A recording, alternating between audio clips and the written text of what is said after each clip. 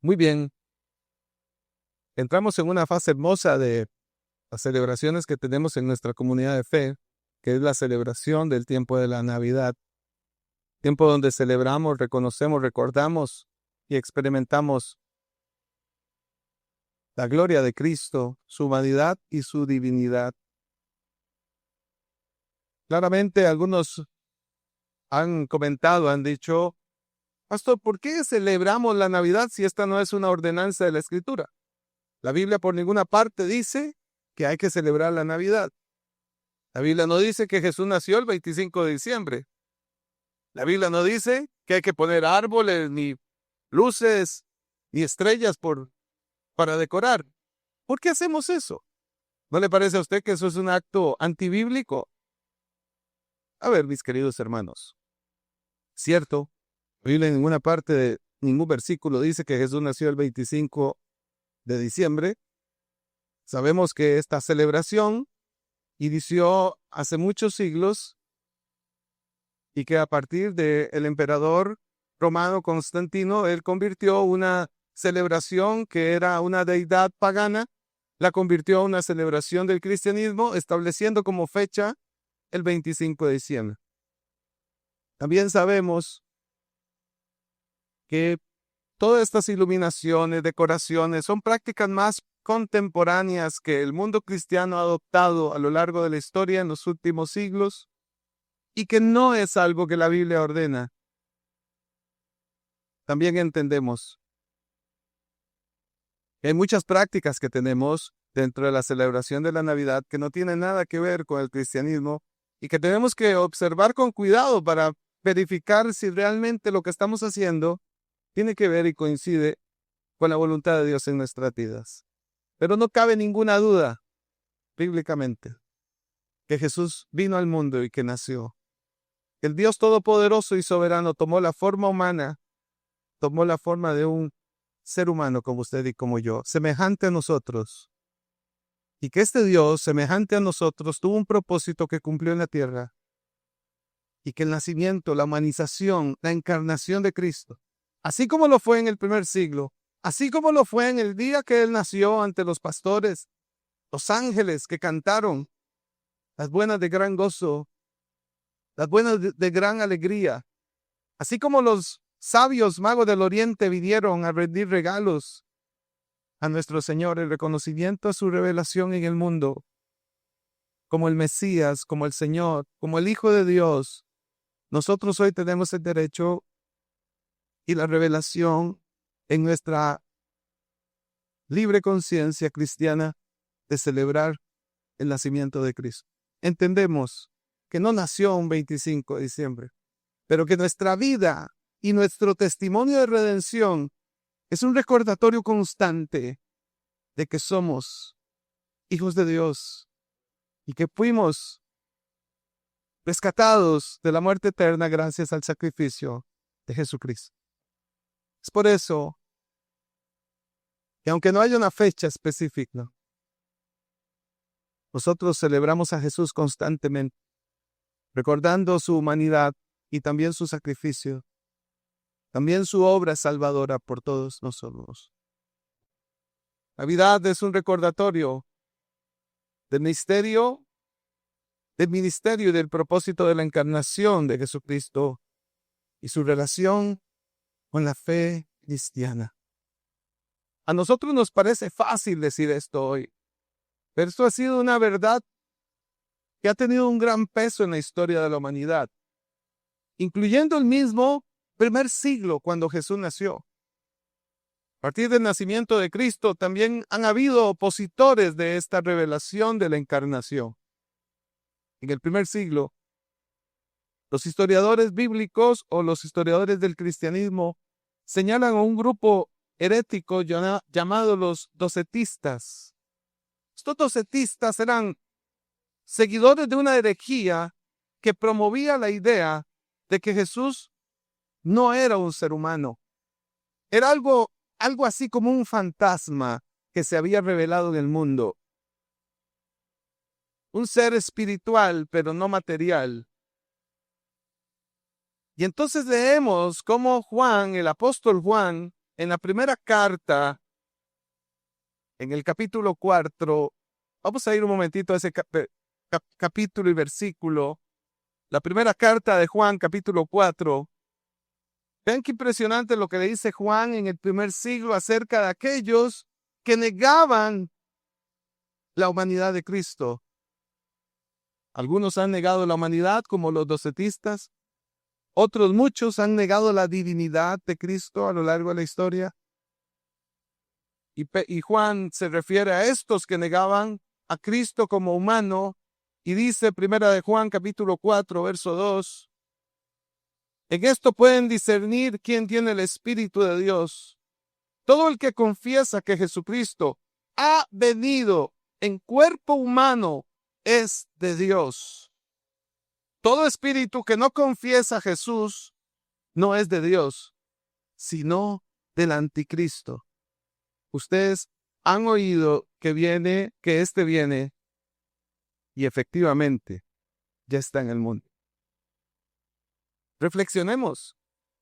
Es el apóstol Juan en el primer siglo que se está refiriendo a aquellos contrarios que se movían ya en Jerusalén, señalando y juzgando de que Jesús no había venido al mundo como un ser humano, que Jesús era una especie de fantasma, un ente espiritual, negando su humanidad. Pero la Biblia, enfáticamente, mis queridos hermanos, señala, enseña cómo la deidad, o sea, la divinidad de Cristo, asimismo su humanidad plena y completa, están profundamente unidas en Él. Por eso el título de este sermón es Perfectamente hombre, perfectamente Dios.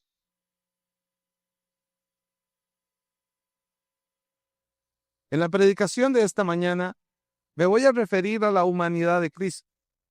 Y en la predicación que me pidieron hacer para el próximo domingo, que va a ser una fiesta hermosa de cánticos al Señor, de testimonio, utilicemos este día para poder invitar amigos, vecinos.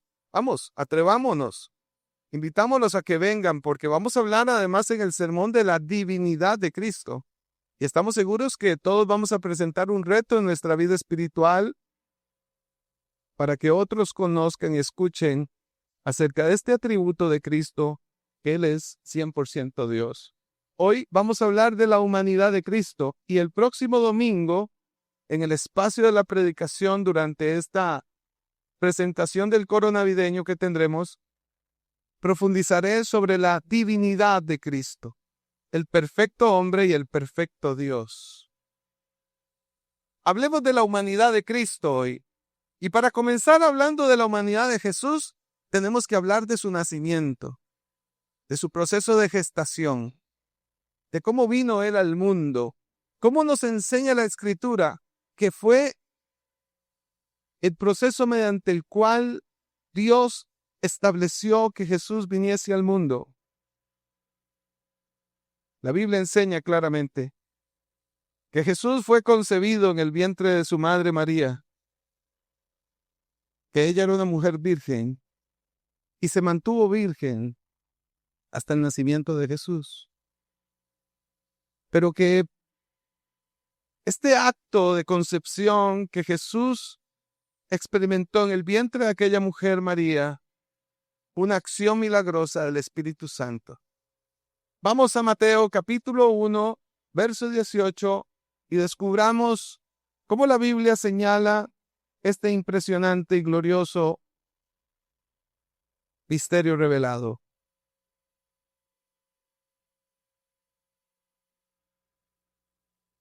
Un misterio para muchos, una revelación para nosotros que creemos fielmente en la Escritura como palabra de Dios. Mateo capítulo 1, verso 18, por favor, búsquelo allí. Vamos a leer hasta el verso 24. El nacimiento de Jesucristo fue así. Su madre, María, estaba comprometida para casarse con José, pero antes de unirse a él, resultó que estaba embarazada por el poder del Espíritu Santo. ¿Cómo fue embarazada María? Por el poder del Espíritu Santo. María no fue embarazada a través de un proceso biológico, orgánico, físico, sino que ella fue embarazada por el poder del Espíritu Santo. Como José, verso 19, su esposo era un hombre justo y no quería exponerla a vergüenza pública, decidió romper en secreto el compromiso que tenía. Estaban desposados, o sea, ya estaban comprometidos. Pero cuando él estaba considerando hacerlo, estaba pensando, se le apareció en sueños un ángel del Señor y le dijo: José, hijo de Dios, hijo de David, no temas recibir a María por esposa, porque ella ha concebido por el Espíritu, por el poder del Espíritu Santo. ¡Qué maravilla! Ella ha concebido por el poder del Espíritu Santo. Dará a luz un hijo y le pondrás por nombre Jesús, porque él salvará a su pueblo de sus pecados. Todo esto sucedió para que se cumpliera lo que el Señor había dicho por medio del profeta. La Virgen concebirá y dará a luz un hijo, y lo llamarán Emmanuel, que significa Dios con nosotros. Cuando José se despertó, hizo lo que el ángel del Señor le había mandado y recibió a María por esposa, pero no tuvo relaciones conyugales con ella hasta que dio a luz un hijo, a quien le puso por nombre Jesús. ¡Qué maravilla! Queda claramente establecido, según el Evangelio de Mateo, que la concepción de María fue por el poder del Espíritu Santo. Jesús experimentó un proceso de embarazo en el vientre de su madre María. Pero ese acto de concepción fue guiado a través del poder del Espíritu Santo. Fue por el poder del Espíritu Santo que ella experimentó este acto de concepción. Ahora, vamos a Lucas capítulo 1, verso 35, porque allí también encontramos una complementación de este principio que estamos viendo. Lucas capítulo 1, verso 35.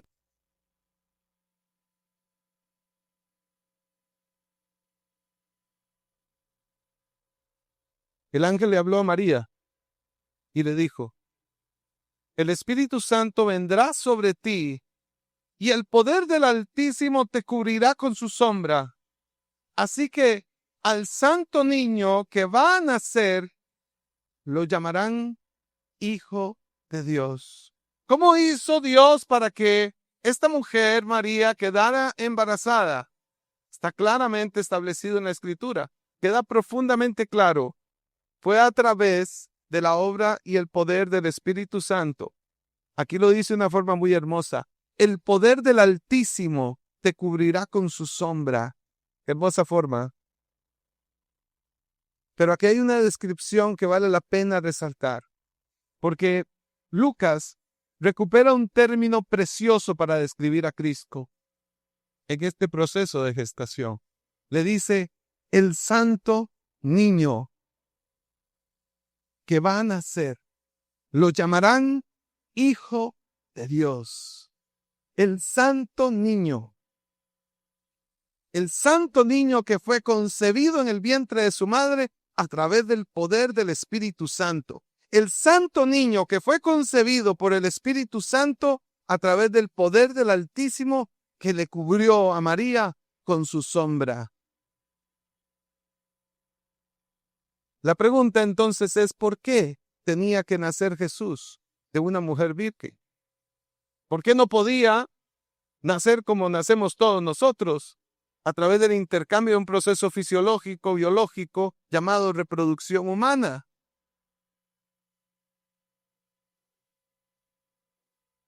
Lucas nos da la respuesta, lo acabamos de leer. Porque este niño que estaba concebido en el vientre de María a través del poder del Espíritu Santo tendría que ser un santo niño. No podía ser un niño cualquiera. como todos nosotros lo fuimos. Y no se sienta aludido ni se sienta mal porque dijo un niño cualquiera. Estoy refiriéndome al proceso de gestación y al proceso biológico. Ninguno de ustedes es un cualquiera. Todos somos preciados y amados en Cristo y por eso su obra regeneradora. Estoy refiriendo al proceso biológico. Todos nosotros nacimos del mismo proceso biológico, el intercambio de dos células a través de un acto de reproducción humana. Bueno, si no hay aquí algún hijo de algún proceso de gestación in vitro, ¿verdad? No conozco el caso aquí. Pero bien, lo que quiere quedar claro es que Jesús, su proceso de humanizarse, de encarnarse, no podía ser como cualquier otro.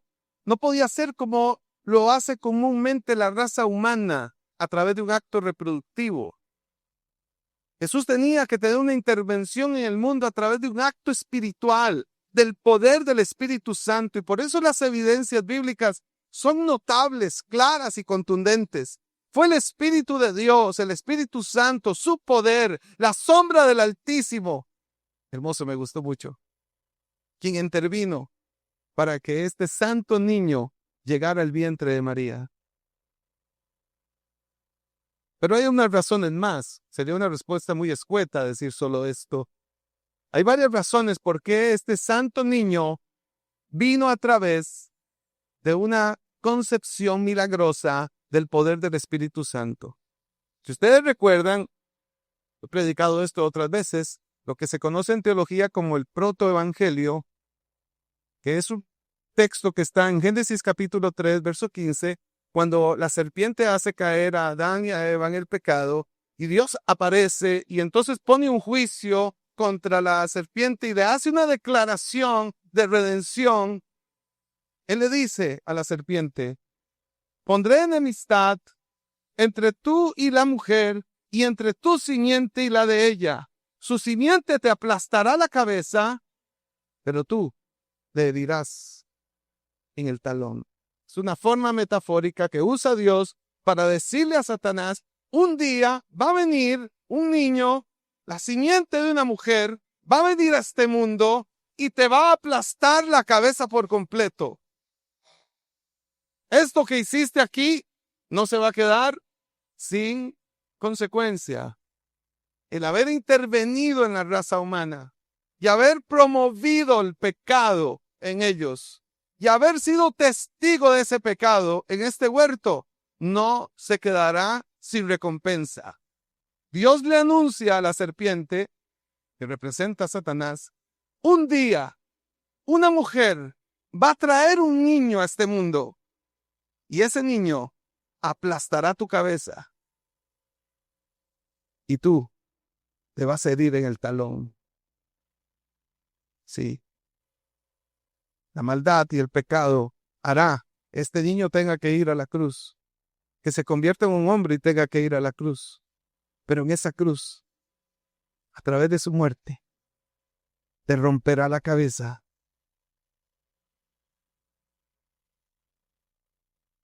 Gloria a Dios.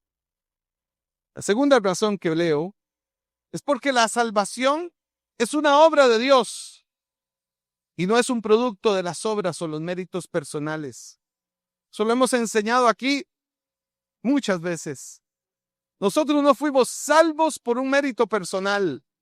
No fuimos salvos por una capacidad que tenemos. Fuimos salvos por un acto soberano de Dios. Solo Cristo.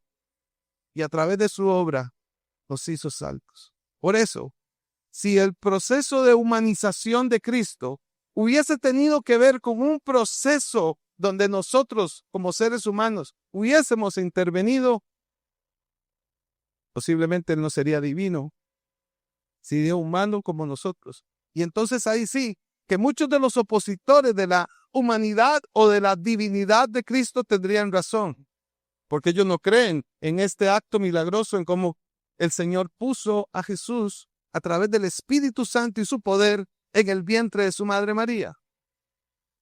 Pero al ser un acto enteramente divino, le quita todo mérito a nosotros los seres humanos y nos hace entender que nuestra salvación no es por nuestras obras, sino por la obra perfecta de Jesús y su plan de redención.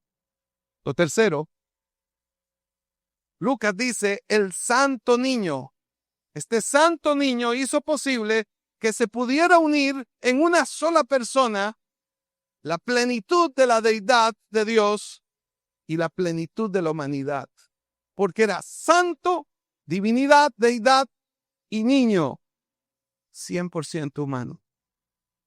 ¿Lo ven? Qué hermoso el título que usa Lucas, porque conjuga, mete en ese título su plena deidad, santo, pero también mete su humanidad, niño.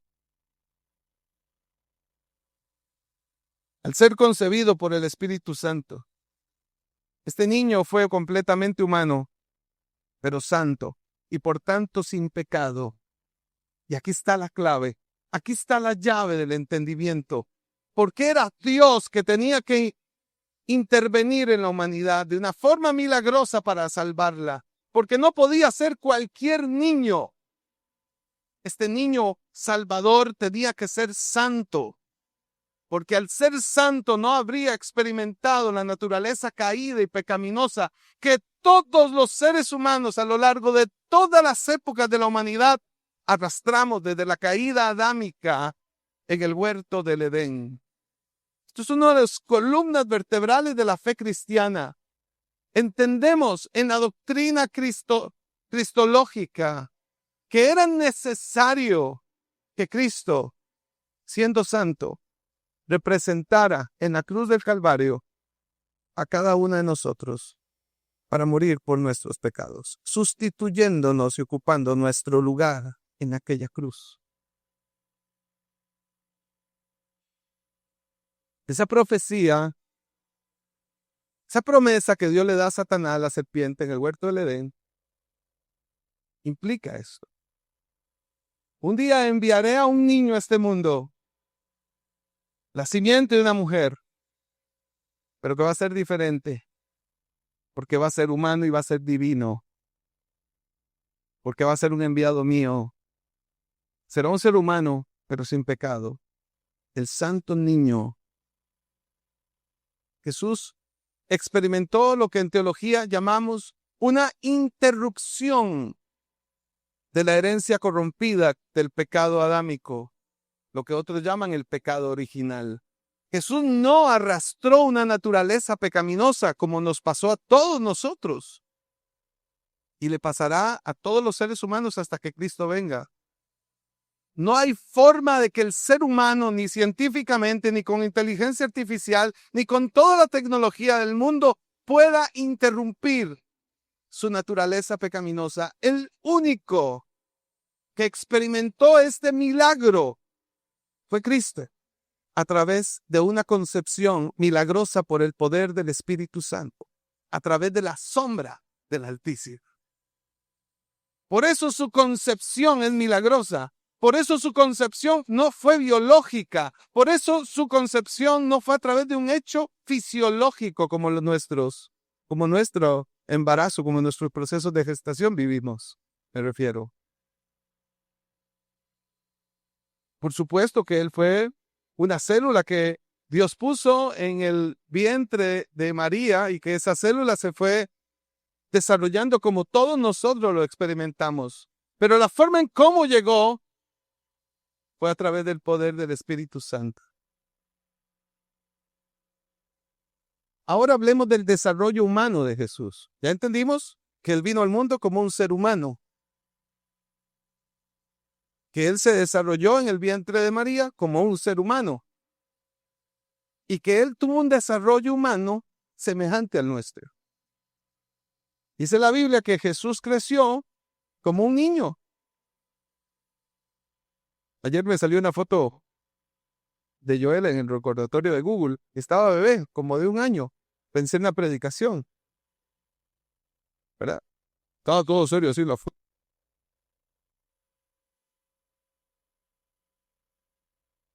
Ahora que ya es un muchacho, he visto todo su proceso de desarrollo hasta el día de hoy. Lucas 2:40 dice, El niño, hablando de Jesús, el niño crecía y se fortalecía. Se llenaba de sabiduría y la gracia de Dios lo acompañaba. Crecía y se fortalecía. Eso nos habla de su proceso de desarrollo humano. Desde un bebé que nació hasta un muchacho ya ahora de 12 años. Lucas 2:52 dice, y Jesús siguió creciendo en sabiduría y en estatura. Vea la combinación entre el desarrollo espiritual y cognitivo con el desarrollo biológico y fisiológico. Jesús crecía físicamente y también crecía en sabiduría. Y cada vez más gozaba del favor de Dios y de la gente. Qué hermosa es esta frase. A veces la pasamos desapercibida en estas lecturas que hacemos. ¿Cómo es que Jesús, siendo Dios, siendo humano, cada vez más gozaba del favor de Dios y de la gente? Claro, leemos en otros capítulos cómo Jesús tenía una motivación, un interés particular por crecer en el conocimiento de la fe. Por eso los sabios del templo, cuando anduvo ahí medio perdido, digo medio porque creo que nunca estuvo perdido, se sorprendieron de escucharlo y de escuchar la sabiduría que tenía. Pero Jesús tuvo un desarrollo como lo tuvimos nosotros. Algunos no crecimos mucho, pero crecimos. Pero crecimos.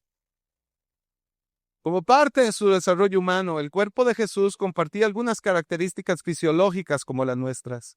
Jesús se cansaba, sentía sed, sentía hambre y algo muy particular. Jesús incluso pudo morir. Tuvo una interrupción del ciclo biológico de la vida, como también nosotros lo experimentaremos. Su cuerpo vio interrumpida la vida y cesaron sus funciones biológicas hasta morir, tal como le sucede a cualquiera de nosotros y como le ha sucedido a nuestros seres amados que han partido con Cristo. Pero recordemos, Jesús resucitó al tercer día, dice la palabra, y dice que resucitó en un cuerpo glorificado, un cuerpo físico y humano que ya no estaba sujeto a las limitaciones del cansancio, de la enfermedad o de la muerte. Era un cuerpo perfecto, señala la Escritura, y hasta con una virtud adicional, pudo comer pescado asado. Qué bueno, ¿eh? Un cuerpo que ya no se enfermaba, un cuerpo que ya no se deterioraba, un cuerpo que ya no se envejecía. Oye, mejor no señalo a nadie porque más tarde me dice, ¿por qué señalaste en el momento de envejecer? Mejor me señalo yo. Me señalo las canas. Me las quieren pintar, pero no me voy a dejar. Es que me dicen, ¿cómo con una carita de 15 años te des tantas canas?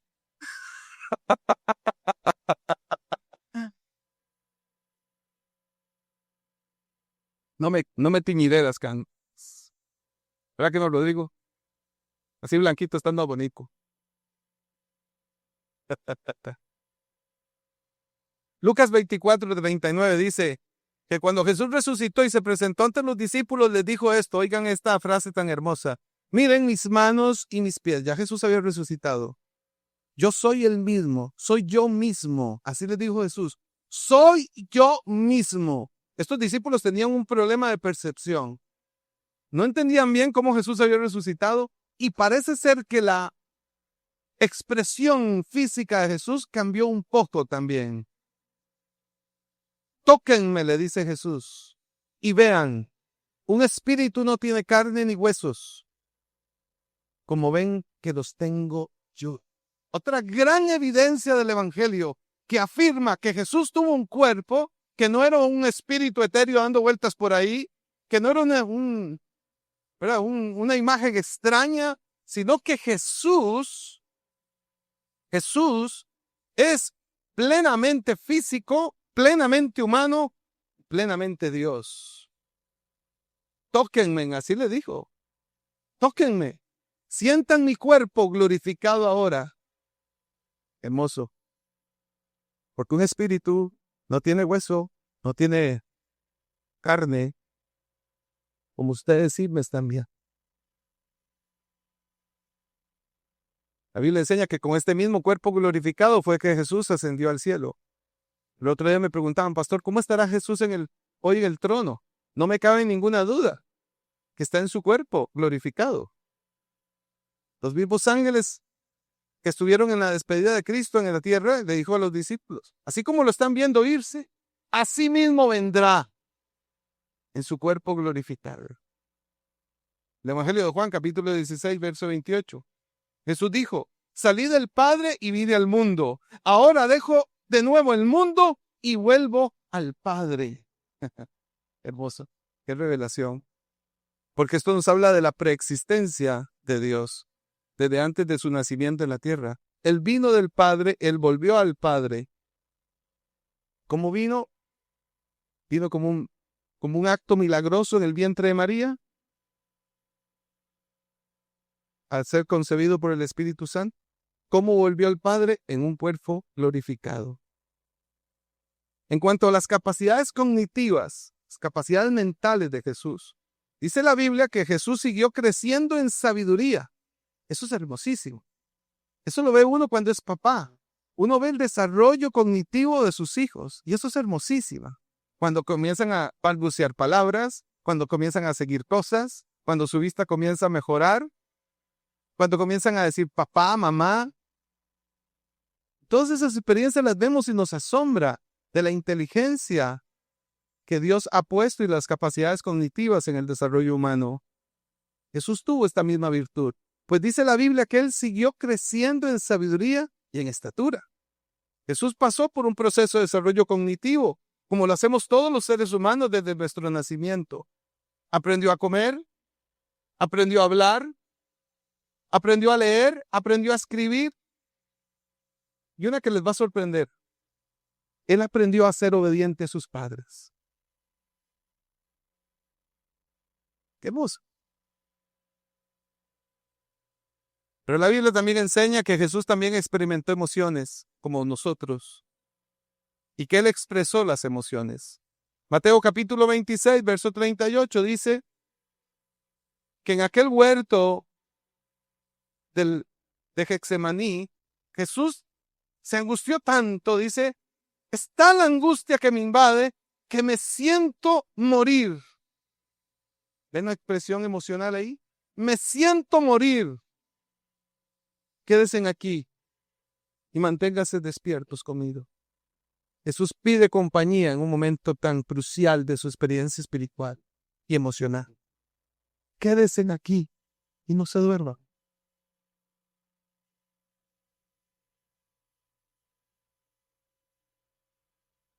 Jesús en Juan capítulo 12, versos 27 dice, ahora mi alma está angustiada. ¿De qué habla la angustia si no es de emociones?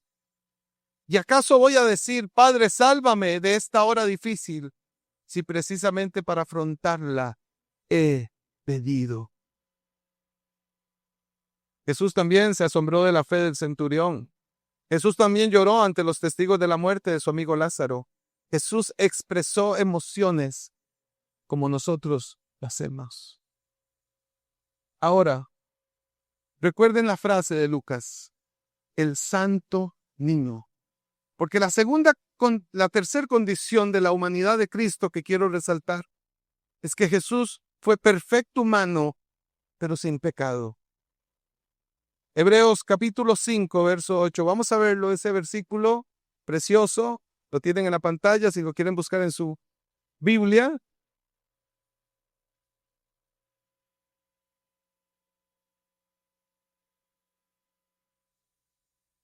Hebreos 5, 8 dice, aunque era hijo, humanidad, mediante el sufrimiento aprendió a obedecer.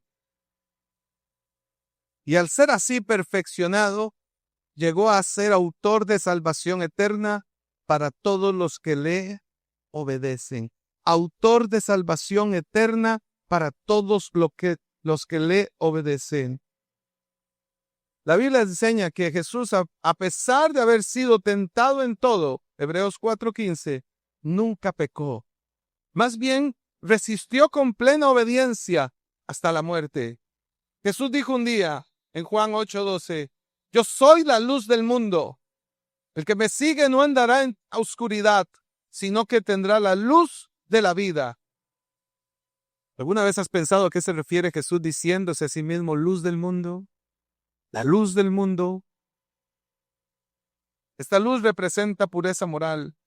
Jesús afirma acá que Él es la fuente de la verdad y santidad en el mundo. Teniendo una vida que reflejaba plenamente la voluntad del Padre, obedeciendo plenamente sus mandamientos. Hebreos 4:15 dice, porque no tenemos un sumo sacerdote incapaz de compadecerse de nuestras debilidades, sino uno que ha sido tentado en todo de la misma manera que nosotros, aunque sin pecado. Jesús dice en su palabra, Él es el Cordero sin mancha y sin defecto. 1 de Pedro 1:19 y 1 de Pedro 2:22 dice, no cometió pecado, ni hubo engaño en su boca. Entonces, ¿qué hemos aprendido hasta aquí en esta predicación? ¿Qué hemos observado? Número 1, Jesús es plenamente humano. ¿Por qué? Tuvo un proceso de gestación biológico, pero Él fue concebido en el vientre de su madre María a través de la intervención del poder del Espíritu Santo de Dios. Él tuvo un desarrollo humano semejante al nuestro, tuvo condiciones biológicas semejantes a las nuestras, Él creció físicamente y creció a nivel de desarrollo intelectual, cognitivo, en desarrollo moral, pero sin pecado. Él no compartió la naturaleza pecaminosa como nosotros.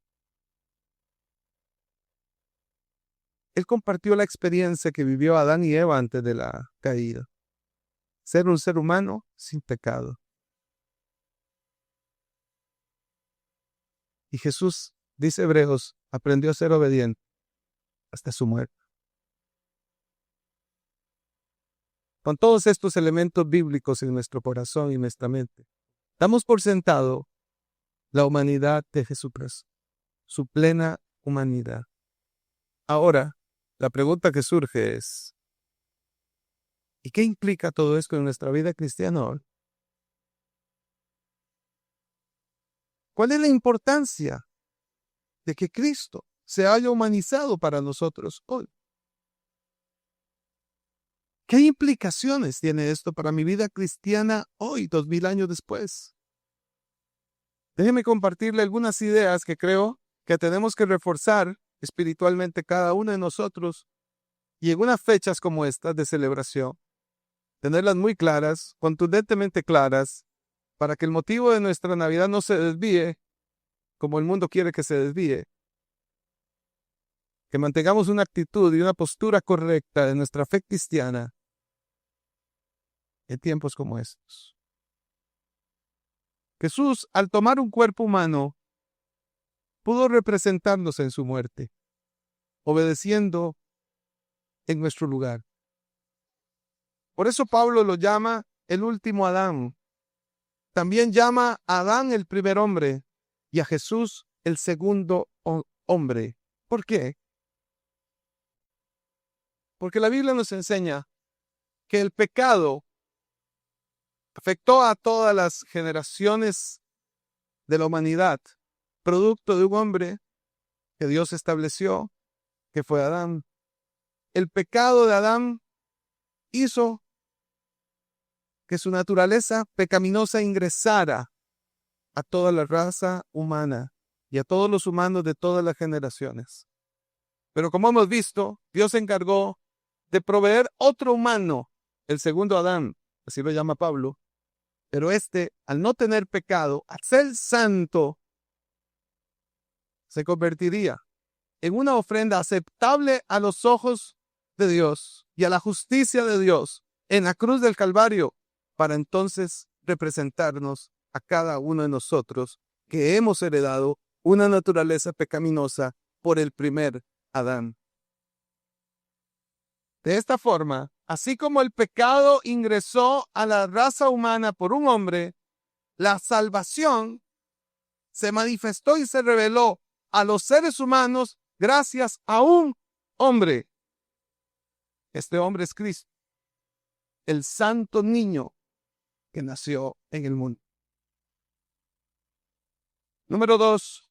Jesús, por tener un cuerpo humano, logró morir en nuestro lugar y pagar el castigo que justamente nos correspondía a cada uno de nosotros por el pecado. Hebreos dice, por eso era preciso que en todo se pareciera a sus hermanos. Bonita expresión esta de Hebreos 2:17. Él tenía que ser semejante a nosotros, incluso en la capacidad de poder morir, para que yendo a la cruz, Él entregara su vida en un sacrificio propicio para justificar la ira de Dios por causa del pecado. Número 3. El pecado provocó una división entre Dios y los seres humanos. Pero la encarnación que Jesús permitió, la encarnación de Cristo permitió más bien que viniera al mundo como un mediador para representarnos ante Dios y que Él pudiera presentar o representar a Dios entre nosotros. Dios invisible, que ningún ojo ha visto. Jesús lo representó gloriosamente en esta tierra. Pablo dice en 1 Timoteo 2:5, porque hay un solo Dios y un solo mediador entre Dios y los hombres, y este es Jesucristo, hombre. Jesús nos representó en la cruz ante el Padre, y Jesús representó al Padre entre nosotros. Número 4. Jesús como ser humano se convirtió en nuestro ejemplo perfecto y modelo de vida. Primera de Juan, capítulo 2, verso 6, dice que Él afirma que permanece en Él, debe vivir como Él vivió. Pablo dice que debemos de ser transformados a su semejanza. Por tanto, no podemos dejar de avanzar hacia la meta con la cual el Señor Jesucristo nos salvó y santificó. Ser transformados según la imagen de su Hijo, dice Pablo en Romanos 8. Nuestra meta como creyentes es ser semejantes a Cristo todos los días de nuestra vida, incluso en el momento de nuestra muerte, muriendo con una obediencia inquebrantable, tal como lo hizo Jesucristo. Conversaba con Abner ahora que fui por él a la casa y le decía, sabes que Abner está pasando unas pruebas de salud muy fuertes, bastante fuertes. Y le comentaba que esto me impactó, esto que estuve reflexionando bíblicamente esta semana. Cómo Cristo y su modelo perfecto nos hacen recordar incluso la manera en cómo tenemos que ser semejantes a Él hasta el día en que el Señor nos llame. Mostrando una fe inquebrantable y una obediencia inquebrantable, aun cuando la prueba, la enfermedad, nos exija, nos demande. Cuando el dolor físico, que es el caso de Abner, tiene un dolor permanente en su cuerpo, cuando se levanta de la cama, cuando ese dolor le recuerda su debilidad, pero el Espíritu Santo le recuerda su compromiso inquebrantable con Cristo, aún en la enfermedad. Amados, esto es sorprendente. Y esto es un consejo espiritual y pastoral maravilloso. Nuestro compromiso de fe no es cuando las cosas salen bien. Ahí parece muy sencillo, muy fácil. Pero cuando vienen los azotes de la prueba, cuando vienen las dificultades del camino, cuando vienen esas emociones fuertes, angustiosas, ansiosas, es allí donde tenemos que mostrar un carácter semejante al de Cristo. Y eso es obediencia, amor, fe inquebrantable. ¿Por qué Cristo se humanizó? ¿Por qué Cristo se encarnó? Para darnos un glorioso ejemplo de cómo, siendo Él un ser humano como nosotros, con dolor físico, Él pudo soportar con una fe inquebrantable, convirtiéndose en un modelo para nosotros. Debemos de orar y seguir orando para que ninguna prueba que la vida nos ponga encima impida que mantengamos una fe firme e inquebrantable con Cristo hasta que Él venga por segunda vez. Número 5. Jesús, al encarnarse, logró compadecerse de nosotros como un sumo sacerdote. El escritor de Hebreos enseña, por haber sufrido él mismo la tentación, puede socorrer a los que son tentados. Hebreos 2:18. La Biblia dice que Jesús fue tentado en todo, pero no cayó. Por tanto, el Señor comprende nuestros retos también, nuestras luchas contra el pecado. Por eso podemos orar con seguridad ante el Señor y decirle, Padre, ayúdanos y fortalécenos ante esta angustia que me da la tentación, o ante esta vergüenza, o ante esta aflicción. Podemos orar con fe, creer en su ayuda y su socorro. Podemos orar creyendo que Él nos va a dar su auxilio divino y que va a fortalecernos para permanecer firmes. Y eso es gracias a que Jesús se hizo hombre. Finalmente, Jesús, al tener un cuerpo humano como usted y como yo, dice la Biblia que se convirtió en la primicia, o sea, el primero, de todos aquellos que un día también experimentaremos esta gloria que experimentó Cristo después de que resucitó al tercer día. La promesa bíblica es inerrante. Todos aquellos que murieron creyendo en Cristo, cuando Él venga por segunda vez, recibirán un cuerpo glorificado. Y los que estemos vivos, los que hayamos quedado, seremos transformados. Significa, nos será dado un cuerpo glorificado, semejante al de nuestro Señor. Y entonces también diremos, vengan, vean y toque. Soy verdadero, soy humano, como ustedes. Termino con 1 Corintios capítulo 15, verso 22 y 23.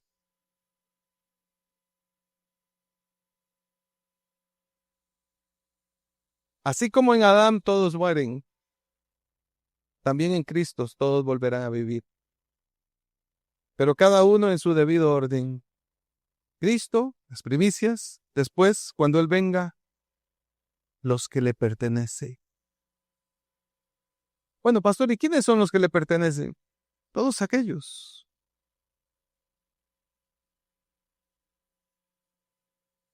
que respondieron a Cristo por medio de la fe. Todos aquellos que respondieron al llamado de Cristo y que tuvieron fe y creyeron y permanecieron fieles.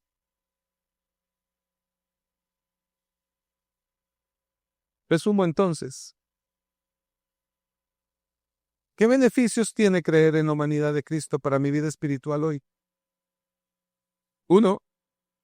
Reconocer que Cristo me representó en la cruz, presentándose en esa cruz, siendo obediente y cargando nuestros pecados en Él. No fue un espíritu el que estuvo en la cruz, fue Jesús, perfectamente hombre. Número 2. Al tener un cuerpo, pudo morir y satisfacer la justicia divina, pagar el precio por mis pecados y padecer en nuestro lugar. Número 3. Cuando el pecado provocó una división entre Dios y el hombre o el ser humano, Jesús vino al mundo. Jesús, como ser humano, se encarnó y fue mediador entre Dios y los hombres. Número 4. Jesús, al humanizarse, se convirtió en un modelo perfecto que tenemos todos nosotros que seguir, estudiar su vida y vivir en pro de su ejemplo y testimonio. Por eso, el llamado pastoral de este día en esta enseñanza es no cesar en avanzar y en crecer en esta meta maravillosa y gloriosa que hemos recibido de ser cada día más semejantes a Cristo. Número 5. Jesús, al ser el gran sumo sacerdote, se compadece de nosotros, entiende nuestras tentaciones y nos ayuda, nos fortalece, nos corrige. Finalmente, así como Cristo recibió un cuerpo glorificado, ahora ya no sujeto a la enfermedad ni a la muerte, nosotros también lo experimentaremos. Gracias a su victoria completa y perfecta en la cruz, ante la muerte y ante el sepulcro. ¿Qué nos espera, pastor?